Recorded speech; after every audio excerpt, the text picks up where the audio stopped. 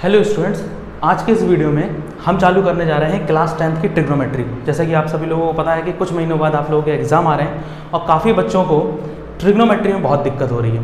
तो आज की इस वीडियो में हम लोग ट्रिग्नोमेट्री के बेसिक्स को समझेंगे और आगे आने वाली जितनी भी वीडियोज़ होंगी उसमें हम पूरे ट्रिग्नोमेट्री को ख़त्म कर देंगे। ये जो ट्रिग्नोमेट्री होगी ये CBSE board plus UP board दोनों के लिए सही है, और अगर आप और अदर बोर्ड्स हैं उसके लिए भी सही है। इसमें मैं जो कवर करने वाला हूँ ज़्यादातर सवाल आपके NCERT से रहेंगे, और एप्लीकेशंस ऑफ ट्रिग्नोमेट्री भी अगर हमको टाइम मिलेगा तो हम उसको भी कवर कर लेंगे। बट उसके लिए आप लोगों को सपोर्ट करना होगा। अगर वीडियो अच्छी जाती रहेंगी तो फिर मैं आगे भी एप्लीकेशंस ऑफ ट्रिग्नोमेट्री पर वीडियोस बना दूंगा। ओके, तो आज की इस वीडियो में हम ट्रिग्नोमेट्री के बेसिक कंसेप्ट्स को पढ़ेंगे। देखिए, ट्रिग्नोमेट्री जब आप पढ़ेंगे तो पूरी ट्रिग्नोमेट्री जब आप पढ़ेंगे तो आपको केवल एक प्रकार के ट्रायंगल की चर्चा होगी, which is right angle triangle. आप पूरी ट्रिग्नोमेट्री जब भी आप पढ़ लेंगे उसमें केवल एक प्रकार का ट्रायंगल मिलेगा, which is right angle triangle पूरी ट्रिग्नोमेट्री में। तो राइट एंगल ट्रायंगल के बारे में ही हमको पूरा पढ़ना होगा। यहाँ पर कई सारी तो नहीं कहेंगे, केवल एक थ्योरम लगेगी, पाइथागोरस थ्योरम, जो कि आप क्लास 8th में या 7th में आपने कई बार इसका यूज़ किया भी होगा, पढ़ा भी होगा, है ना। तो आज हम उसको यहाँ पर भी यूज़ करेंगे, और कुछ बेसिक्स फार्मूलाज जो है वो मैं आप लोगों को यहाँ पर आज इस वीडियो में बताऊंगा, तो उनको आप जरूर लर्न करिएगा ताकि फर्दर वीडियोज़ में आपको किसी भी प्रकार की दिक्कत और कन्फ्यूजन ना हो। चलिए, ट्रिग्नोमेट्री का हम चैप्टर चालू करते हैं। सबसे पहले हम यहाँ पर एक राइट एंगल ट्रायंगल बना लेंगे।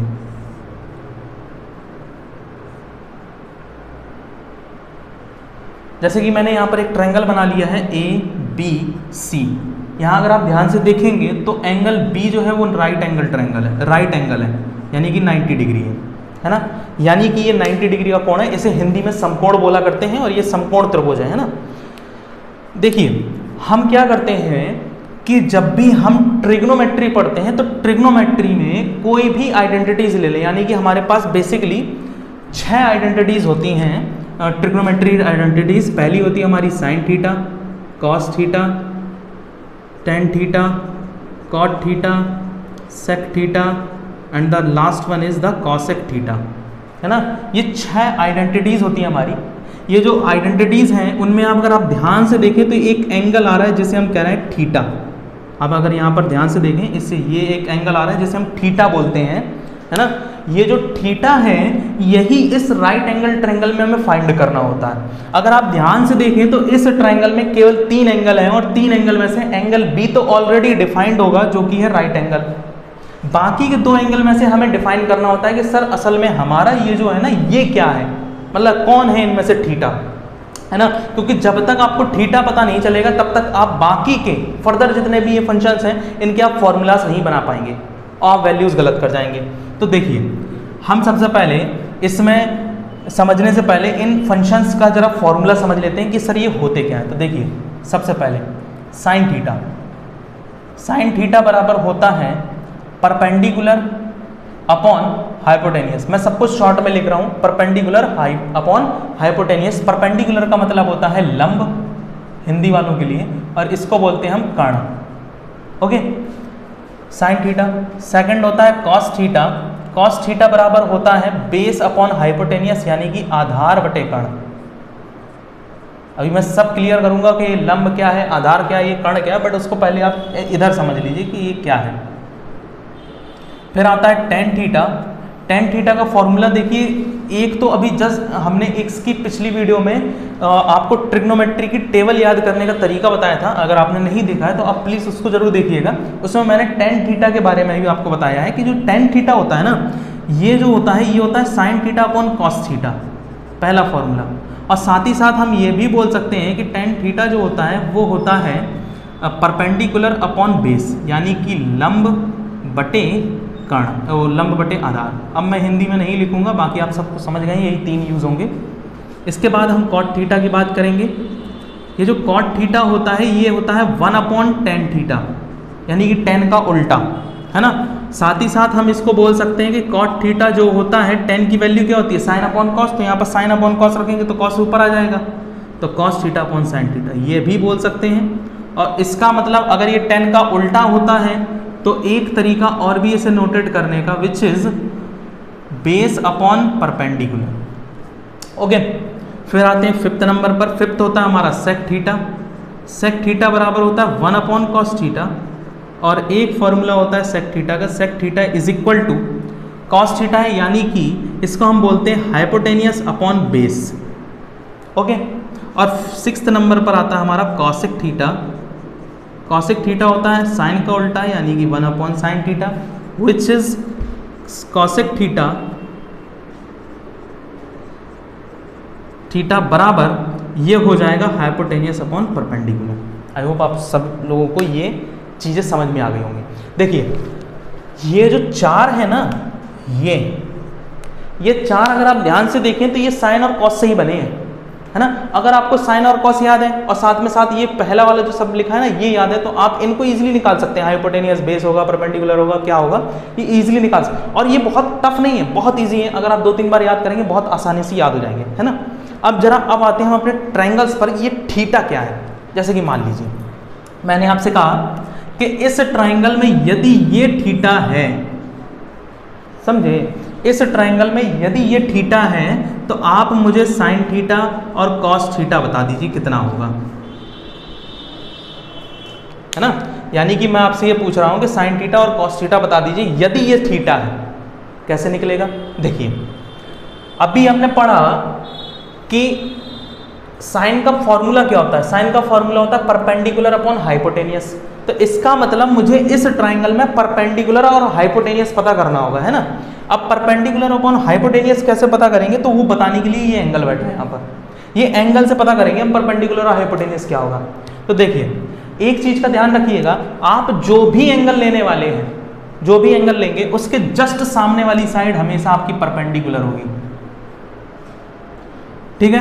90 के सामने वाली हमेशा हाइपोटेनियस होती है, हमेशा। कोई भी आप ट्रायंगल ले लेंगे हमेशा आपको 90 के सामने वाली जो साइड मिलेगी वो हाइपोटेनियस मिलेगी, और जो बच जाएगी वो होगी आपकी बेस।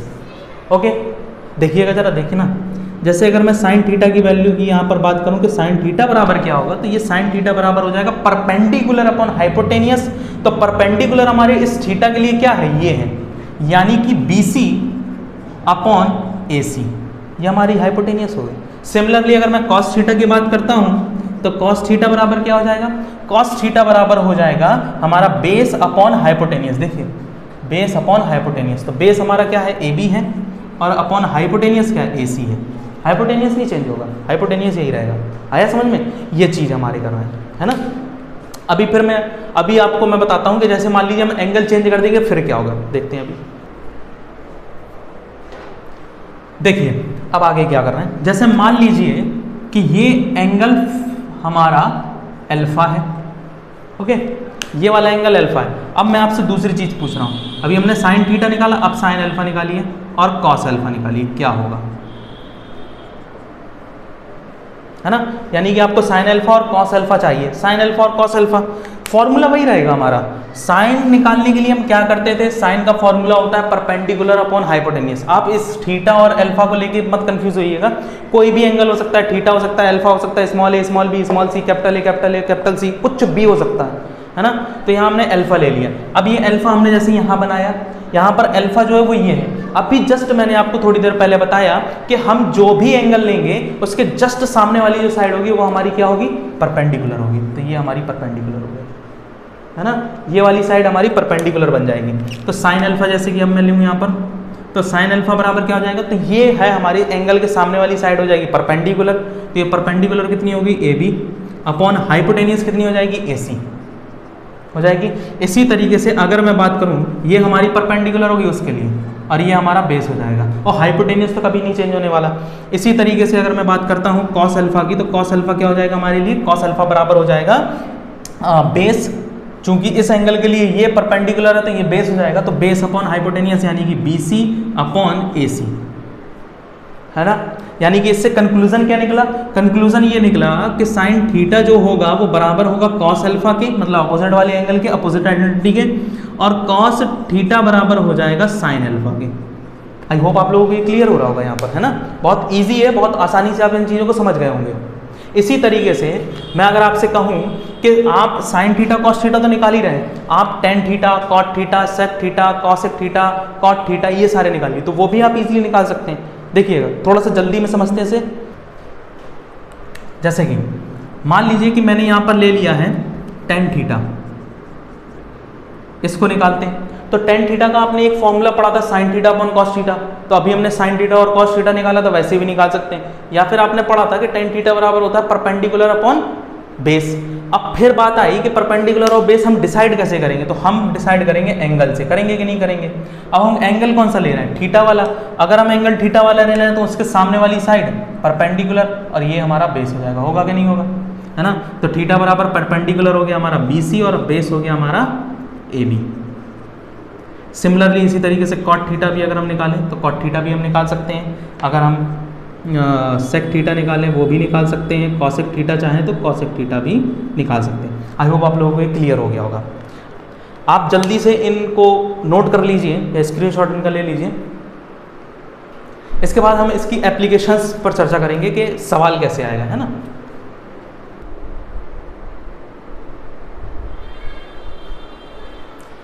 अब जैसे कि इस सवाल में देखते हैं, इस सवाल में आप देखिएगा, इसमें पूछ रहा है कि एक राइट एंगल ट्रायंगल है, कह रहा है कि एक राइट एंगल ट्रायंगल है ABCD, जिसमें एंगल B पर राइट एंगल है, AB 3 सेंटीमीटर है, BC 4 सेंटीमीटर है, AC 5 सेंटीमीटर है।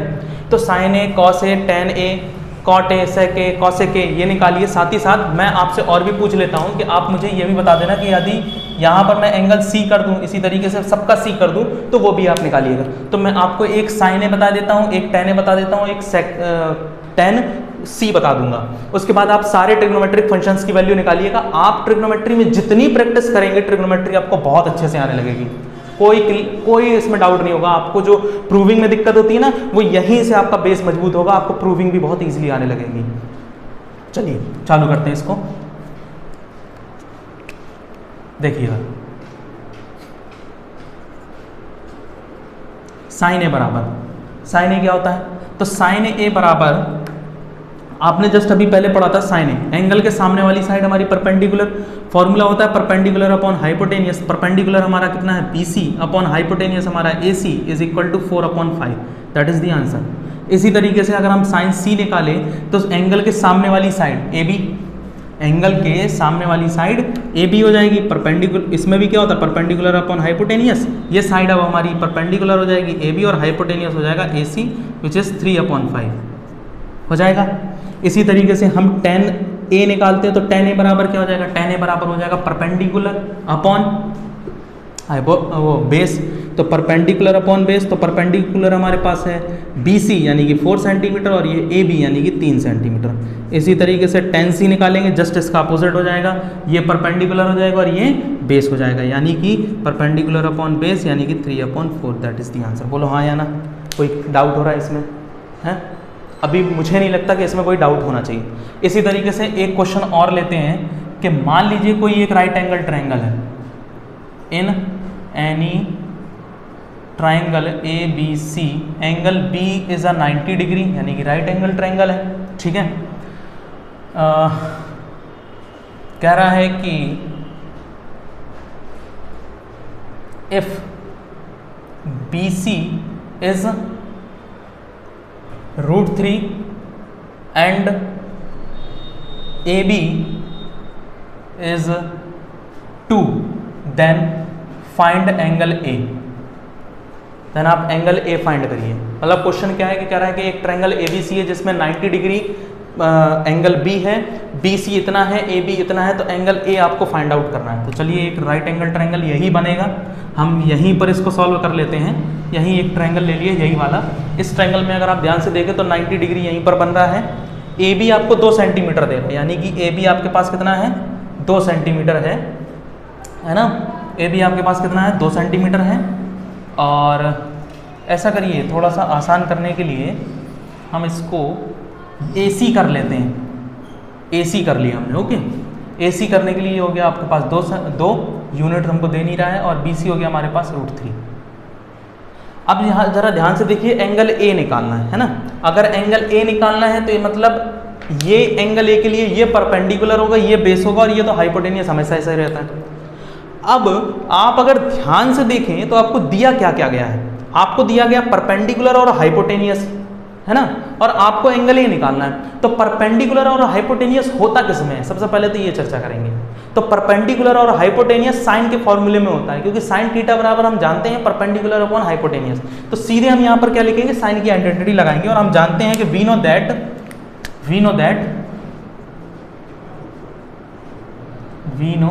दैट कि साइन ए बराबर होगा हमारा BC अपॉन AC। साइन ए बराबर BC कितना है हमारे पास, BC हमारे पास √3 और AC कितना हमारे पास 2 है। अच्छा, जैसा कि मैंने आप लोगों को शुरू में बोला था वीडियो के स्टार्टिंग में भी, कि आप पहले मेरी वो टेबल वाली ट्रिग्नोमेट्री टेबल वाली वो उसको जरा एक बार आप वीडियो को देख लीजिए। उससे मैंने टेबल आपको करा दिया था और मैंने ट्रिक्स भी बताई थी कि आप उसको कैसे याद कर सकते हैं। तो साइन में ये √3/2 कितने की वैल्यू होती है, ये होती है sin 60 की। तो इसका मतलब मैं यहाँ sin 60 लिख सकता हूँ, और दोनों तरफ साइन से साइन कैंसिल आउट हो गए, तो इसीलिए एंगल बराबर आ गया 60 degree. That is the answer, है ना। कोई डाउट अभी इसमें?